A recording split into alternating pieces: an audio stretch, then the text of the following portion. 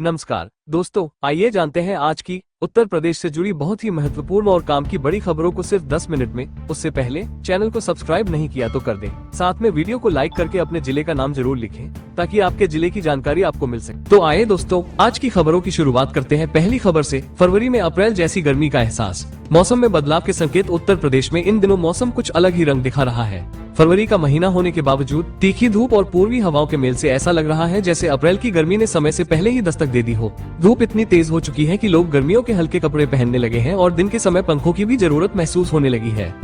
हालांकि इस बदले हुए मौसम के बीच राहत की खबर यह है कि पश्चिमी विक्षोभ सक्रिय हो गया है, जिसके कारण पश्चिमी उत्तर प्रदेश के कई जिलों में सोमवार देर रात से हल्की से मध्यम बारिश होने की संभावना जताई गई है। मौसम विभाग का अनुमान है कि बारिश का ये सिलसिला बुधवार तक जारी रह सकता है, जिससे दिन और रात के तापमान में हल्की गिरावट देखने को मिल सकती है। आंचलिक मौसम विज्ञान केंद्र लखनऊ के वरिष्ठ वैज्ञानिक अतुल कुमार सिंह के अनुसार सक्रिय पश्चिमी विक्षोभ के चलते अरब सागर और बंगाल की खाड़ी से नमी भरी हवाएं आएंगी, जो बारिश का कारण बनेंगी। इस दौरान लखनऊ सहित कई क्षेत्रों में बादलों की आवाजाही भी देखने को मिलेगी। मौसम विभाग ने मंगलवार के लिए प्रदेश के 14 जिलों में गरज चमक के साथ वज्रपात की चेतावनी जारी की है। जहां तक वज्रपात की संभावना है वो सहारनपुर, शामली, मुजफ्फरनगर, बागपत, मेरठ, गाजियाबाद, हापुड़, गौतम बुद्ध नगर, बुलंदशहर, बिजनौर, अमरोहा, मुरादाबाद, रामपुर और संभल जिलों में अधिक है।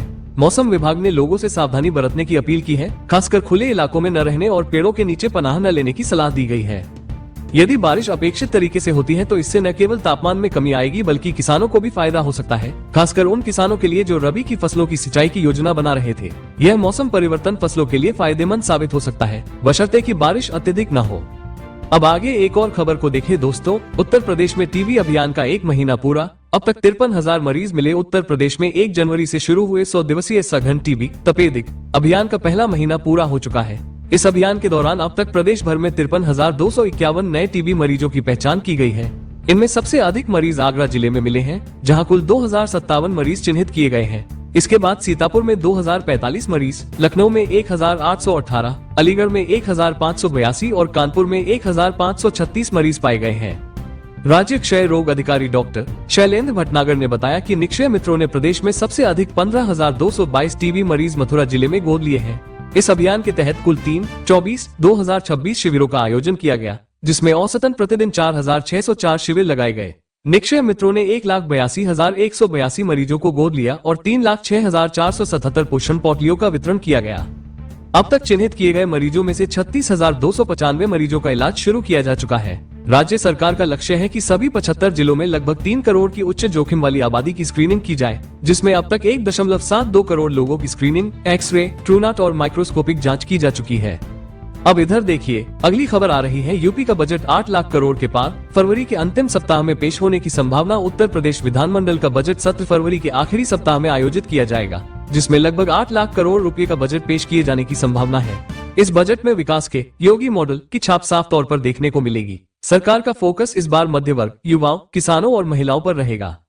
अधिकारियों के अनुसार अभी सत्र की तिथियां तय नहीं हुई हैं, लेकिन तैयारियां अंतिम चरण में हैं। सभी विभागों ने अपने अपने बजट प्रस्तावों को अंतिम रूप दे दिया है। केंद्रीय बजट पेश किए जाने के बाद प्रदेश सरकार अपने बजट में केंद्र सरकार की नीतियों के अनुरूप योजनाओं को शामिल करेगी।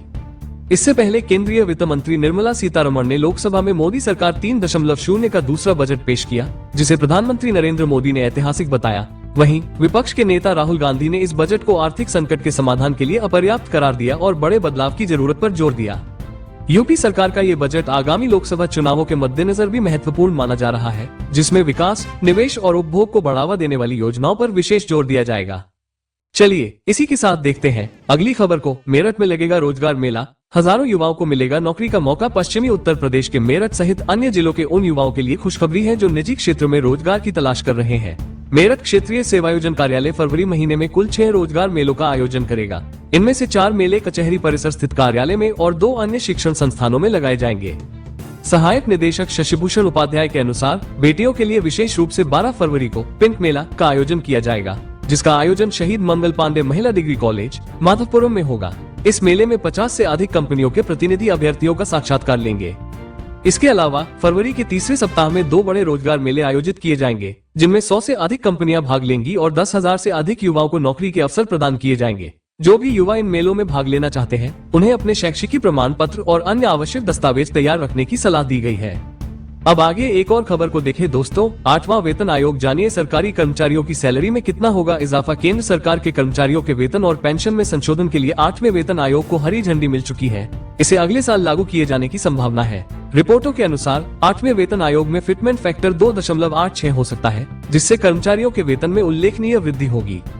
उदाहरण के लिए लेवल 1 के कर्मचारियों का मौजूदा वेतन 18,000 रूपए से बढ़कर 51,480 रूपए हो सकता है। वहीं लेवल 2 में यह 19,900 रूपए से 56,914 रूपए तक बढ़ने की उम्मीद है। इस वृद्धि से चपरासी, junior clerk, constable, inspector, section officer सहित कई पदों पर कार्यरत कर्मचारियों को लाभ मिलेगा। सरकार का उद्देश्य है कि महंगाई और जीवन यापन की बढ़ती लागत को ध्यान में रखते हुए कर्मचारियों को बेहतर वेतन सुविधा प्रदान की जाए। इससे न केवल कर्मचारियों का मनोबल बढ़ेगा बल्कि उनकी क्रय शक्ति में भी वृद्धि होगी। अब इधर देखिए, अगली खबर आ रही है। अमेरिका के नए टैरिफ से वैश्विक बाजार में हड़कंप, भारतीय रुपया गिरा। अमेरिकी राष्ट्रपति डोनाल्ड ट्रंप के कनाडा, मेक्सिको और चीन से आयातित सामान पर नए टैरिफ लगाने के फैसले ने वैश्विक वित्तीय बाजार में भूचाल ला दिया है। इस घोषणा के बाद दुनिया भर के ऑटो कंपनियों के शेयरों में गिरावट दर्ज की गई और करेंसी मार्केट में भी भारी उतार चढ़ाव देखने को मिला। भारतीय रुपया अमेरिकी डॉलर के मुकाबले 67 पैसे गिरकर 87.29 के निचले स्तर पर आ गया। इसके अलावा कनाडाई डॉलर, मैक्सिकन पेसो, यूरो, चीनी युआन और जापानी येन में भी गिरावट दर्ज की गई। विशेषज्ञों के अनुसार यदि यह ट्रेड वॉर जारी रहता है तो वैश्विक आपूर्ति श्रृंखला पर गंभीर प्रभाव पड़ सकता है, जिससे दुनिया भर के व्यापारिक संगठनों पर सीधा असर होगा। निवेशकों को सतर्क रहने की सलाह दी जा रही है, क्योंकि आने वाले समय में बाजार में और अधिक उतार चढ़ाव की संभावना है। चलिए इसी के साथ देखते हैं अगली खबर को। प्रधानमंत्री आवास योजना के लाभार्थियों के लिए खुशखबरी, समय से पहले मकान बनने पर मिलेंगे 10,000 रूपए अतिरिक्त। प्रधानमंत्री आवास योजना शहरी के तहत लाभार्थियों के लिए एक अच्छी खबर सामने आई है। सरकार ने प्रधानमंत्री आवास योजना 2.0 के अंतर्गत नई गाइडलाइंस जारी की है, जिनके अनुसार यदि लाभार्थी निर्धारित समय सीमा से पहले अपना मकान बना लेते हैं तो उन्हें प्रोत्साहन के रूप में 10,000 रूपए की अतिरिक्त राशि दी जाएगी। डूडा जिला नगरीय विकास अभिकरण के परियोजना अधिकारी डॉक्टर अजय सिंह ने जानकारी दी कि इस योजना का उद्देश्य शहरी क्षेत्र के गरीबों को पक्का मकान उपलब्ध कराना है। योजना के तहत जिन लोगों के पास अपना मकान नहीं है उन्हें इस योजना में शामिल किया जाएगा। इसके लिए ऑनलाइन आवेदन मांगे गए हैं और पोर्टल पर अब तक 32,000 से अधिक आवेदन आ चुके हैं।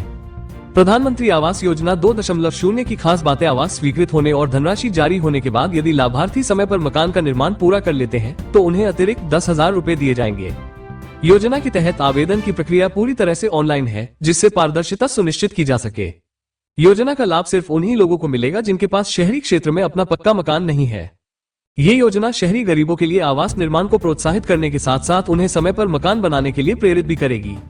अब आगे एक और खबर को देखें दोस्तों। अरविंद केजरीवाल का बड़ा दावा, ईवीएम में गड़बड़ी की हो सकती है साजिश। आम आदमी पार्टी के राष्ट्रीय संयोजक अरविंद केजरीवाल ने एक बड़ा दावा करते हुए कहा है कि भारतीय जनता पार्टी बीजेपी चुनाव में ईवीएम इलेक्ट्रॉनिक वोटिंग मशीन के माध्यम से गड़बड़ी कर सकती है। उन्होंने जनता से अपील की कि वे आम आदमी पार्टी को इतना अधिक वोट दे कि बीजेपी की कोई साजिश सफल न हो सके।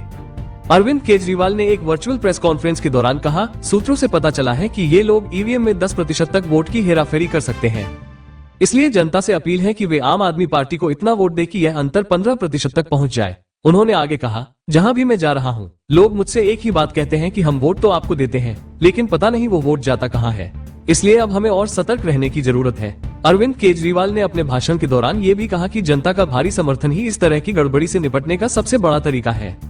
अब इधर देखिए, अगली खबर आ रही है। राहुल गांधी का तीखा हमला, संविधान, बेरोजगारी और मेक इन इंडिया पर मोदी सरकार को घेरा। कांग्रेस सांसद राहुल गांधी ने लोकसभा में राष्ट्रपति के अभिभाषण पर चर्चा के दौरान नरेंद्र मोदी सरकार पर जमकर हमला बोला। उन्होंने राष्ट्रीय स्वयंसेवक संघ (आरएसएस) प्रमुख मोहन भागवत के बयान को लेकर सरकार को घेरा और कहा, मोहन भागवत ने कहा कि भारत को 1947 में आजादी नहीं मिली थी, बल्कि असली आजादी अयोध्या में राम मंदिर बनने के बाद मिली। राहुल गांधी ने कहा, ये देश संविधान से ही चलेगा। जब नरेंद्र मोदी प्रधानमंत्री बने थे तब उन्होंने संविधान को सिर पर रखा था, लेकिन आज वही संविधान खतरे में है। उन्होंने बेरोजगारी के मुद्दे पर भी सरकार को कटघरे में खड़ा किया और कहा कि देश में बेरोजगारी चरम पर है, लेकिन सरकार इस पर कोई ठोस कदम नहीं उठा रही है। राहुल गांधी ने मेक इन इंडिया योजना पर भी सवाल उठाते हुए कहा, यह मोबाइल फोन देखिए, ये मेड इन इंडिया नहीं बल्कि असेंबल्ड इन इंडिया है। राहुल गांधी के इस हमले के दौरान लोकसभा में काफी हंगामा भी देखने को मिला, लेकिन उन्होंने अपने भाषण में लगातार सरकार की नीतियों पर सवाल उठाए। चलिए इसी के साथ देखते हैं अगली खबर को। मिल्कीपुर का महाकुंभ खत्म करेगा सांप्रदायिक राजनीति, अखिलेश यादव का बड़ा बयान। समाजवादी पार्टी सपा के अध्यक्ष अखिलेश यादव ने मिल्कीपुर में आयोजित एक सभा के दौरान भारतीय जनता पार्टी पर जमकर निशाना साधा। उन्होंने कहा कि यह चुनाव जनता बनाम शासन और मतदाता बनाम प्रशासन बन गया है। अखिलेश यादव ने कहा, जब से भाजपा फैजाबाद लोकसभा सीट हारी है तब से लखनऊ और दिल्ली के नेताओं की नींद उड़ गई है। भाजपा को ये बर्दाश्त नहीं हो रहा है कि एक सामान्य सीट से पासी समुदाय का सांसद अवधेश प्रसाद जीत गया। उन्होंने आरोप लगाया कि उत्तर प्रदेश में बेटियों के खिलाफ अपराध के मामले सबसे अधिक हैं और सरकार इन्हें छुपाने में लगी रहती है। अखिलेश यादव ने कहा, हमारी सरकार आए तो अयोध्या को विश्वस्तरीय शहर बनाया जाएगा और एक अंतर्राष्ट्रीय स्तर का स्टेडियम भी तैयार किया जाएगा। अखिलेश यादव ने भाजपा पर परिवारवाद के आरोपों का भी जवाब देते हुए कहा, परिवारवाद की परिभाषा योगी आदित्यनाथ स्वयं जानते हैं, क्योंकि यदि उनके मामा गोरखपुर में न होते तो शायद वो उत्तर प्रदेश में भी न होते। चलिए इसी के साथ देखते हैं अगली खबर को। उत्तर प्रदेश माध्यमिक शिक्षा परिषद यूपी बोर्ड ने 12वीं कक्षा की प्रायोगिक परीक्षाओं की तारीखों की घोषणा कर दी है। ये परीक्षाएं 9 फरवरी से 16 फरवरी तक आयोजित की जाएंगी। लखनऊ में कुल 334 परीक्षा केंद्र बनाए गए हैं, जिन पर लगभग 20,000 छात्र परीक्षा देंगे। इन केंद्रों की निगरानी के लिए राजकीय जुबिली इंटर कॉलेज में एक कंट्रोल रूम स्थापित किया गया है, जिसके प्रभारी प्रधानाचार्य डॉक्टर आशुतोष सिंह होंगे। इस बार की प्रमुख विशेषताएं परीक्षा केंद्रों पर सीसीटीवी कैमरे की निगरानी में प्रैक्टिकल परीक्षा होगी। परीक्षार्थियों को दूसरा मौका नहीं दिया जाएगा, इसलिए समय पर परीक्षा देना अनिवार्य है। परीक्षाओं की रिकॉर्डिंग की जाएगी और इसे सुरक्षित रखना अनिवार्य होगा। जिला विद्यालय निरीक्षक राकेश कुमार ने बताया कि प्रायोगिक परीक्षाओं की निष्पक्षता बनाए रखने के लिए तहसील स्तर पर 5 सचल दल भी गठित किए गए हैं, जो औचक निरीक्षण करेंगे। चलिए इसी के साथ देखते हैं अगली खबर को। लखनऊ समेत उत्तर प्रदेश के 4 शहरों में जल्द शुरू होंगी बड़ी आवासीय योजनाएं। जानिए योगी सरकार का मास्टर प्लान। उत्तर प्रदेश की योगी आदित्यनाथ सरकार शहरी विकास को एक नई दिशा देने के लिए कमर कस चुकी है। राज्य सरकार अब लखनऊ, कानपुर, आगरा, गाजियाबाद और मेरठ जैसे बड़े शहरों में लोगों की आवासीय जरूरतों को ध्यान में रखते हुए बड़ी आवासीय योजनाएं लाने जा रही है। इन योजनाओं के तहत न केवल आधुनिक सुविधाओं से लैस फ्लैट्स बनाए जाएंगे, बल्कि भूखंडों का भी आवंटन किया जाएगा ताकि हर वर्ग के लोगों को आवास सुविधा उपलब्ध कराई जा सके। योगी सरकार ने इस महत्वाकांक्षी योजना के लिए विकास प्राधिकरणों को भूमि अधिग्रहण में मदद देने का फैसला किया है। पहले चरण में लखनऊ, कानपुर, आगरा, गाजियाबाद और मेरठ जैसे शहरों को प्राथमिकता दी जाएगी। विकास प्राधिकरणों को निर्देश दिया गया है कि वे भूमि अधिग्रहण के प्रस्ताव तैयार कर शासन को सौंपें। यदि भूमि अधिग्रहण में कोई अड़चन नहीं आती है तो शासन स्तर से हर संभव आर्थिक सहायता प्रदान की जाएगी। वर्तमान में प्रदेश के कई विकास प्राधिकरणों के पास भूमि बैंक लगभग समाप्त हो चुके हैं, जिससे आवासीय योजनाओं को विस्तार देने में कठिनाइयां आ रही हैं। इस समस्या को दूर करने के लिए आवास विभाग ने प्राधिकरणों को जमीन खरीदने के लिए आर्थिक सहायता देने का निर्णय लिया है। हालांकि ये सहायता ऋण स्वरूप में दी जाएगी, जिसे विकास प्राधिकरणों को अपनी परियोजनाओं से होने वाली आय से लौटाना होगा। गाजियाबाद विकास प्राधिकरण ने भूमि अधिग्रहण के लिए प्रस्ताव पहले ही शासन को सौंप दिया है, जिसका परीक्षण किया जा रहा है। यदि किसानों या स्थानीय लोगों की ओर से कोई आपत्ति नहीं आती है तो गाजियाबाद में भूमि अधिग्रहण की प्रक्रिया जल्द ही शुरू कर दी जाएगी। इसके साथ ही अन्य विकास प्राधिकरणों को भी भूमि अधिग्रहण की तैयारी करने के निर्देश दिए गए हैं। नई योजनाओं में फ्लैटों के साथ साथ भूखंडों का भी आवंटन किया जाएगा, ताकि केवल अपार्टमेंट तक ही सीमित न रहकर हर वर्ग की जरूरतों को पूरा किया जा सके।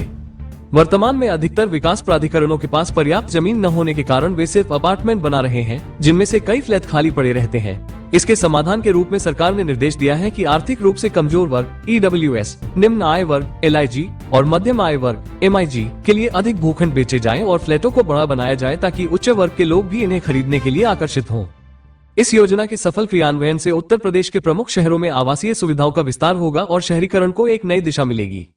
अब आगे एक और खबर को देखें दोस्तों। नोएडा से प्रयागराज तक गिरेंगी सैकड़ों अवैध इमारतें। यमुना के किनारे 17 जिलों को डूब क्षेत्र घोषित। उत्तर प्रदेश सरकार ने यमुना नदी के किनारे बसे 17 जिलों को डूब क्षेत्र घोषित करने का बड़ा फैसला लिया है, जिससे सैकड़ों अवैध निर्माणों पर गाज गिर सकती है। इस फैसले के तहत अब इन इलाकों में किसी भी प्रकार के नए निर्माण पर रोक लगा दी गई है और पहले से बने अवैध निर्माणों को गिराने की प्रक्रिया शुरू की जाएगी। सरकार ने नेशनल ग्रीन ट्रिब्यूनल NGT में दाखिल हलफनामे में बताया कि पिछले 100 वर्षों में आई बाढ़ के आंकड़ों के आधार पर डूब क्षेत्र निर्धारित किया गया है। इस फैसले के अनुसार यमुना नदी के दाएं किनारे पर अधिकतम 5.09 किलोमीटर और बाएं किनारे पर 2.55 किलोमीटर के क्षेत्र में निर्माण पूरी तरह से प्रतिबंधित रहेगा। मथुरा में यमुना के दोनों किनारों पर 4.65 किलोमीटर और 3.71 किलोमीटर के क्षेत्र को डूब क्षेत्र घोषित किया गया है। फिरोजाबाद में यमुना के 1.9 किलोमीटर के दायरे को डूब क्षेत्र घोषित किया गया है। सबसे बड़ी चिंता आगरा में है, जहां यमुना के डूब क्षेत्र में 5000 से अधिक निर्माण किए जा चुके हैं, जिनमें से अधिकतर निर्माण आगरा विकास प्राधिकरण की अनुमति के बाद किए गए थे। इस आदेश के बाद संबंधित प्राधिकरणों और विभागों में हड़कंप मच गया है। अब अधिकारियों को इन निर्माणों की समीक्षा कर ये तय करना होगा कि किन इमारतों को गिराया जाएगा। यमुना नदी की कुल लंबाई 1056 किलोमीटर है, जिसमें आगरा के हिस्से में यमुना करीब 167 किलोमीटर तक बहती है। NGT में 3 वर्षों से इस मामले पर सुनवाई चल रही थी, जिसके बाद सितंबर 2024 में डूब क्षेत्र निर्धारित करने का आदेश जारी किया गया। दिसंबर में अधिसूचना जारी होने के बाद जनवरी में सिंचाई विभाग ने अपनी रिपोर्ट एनजीटी में प्रस्तुत की है।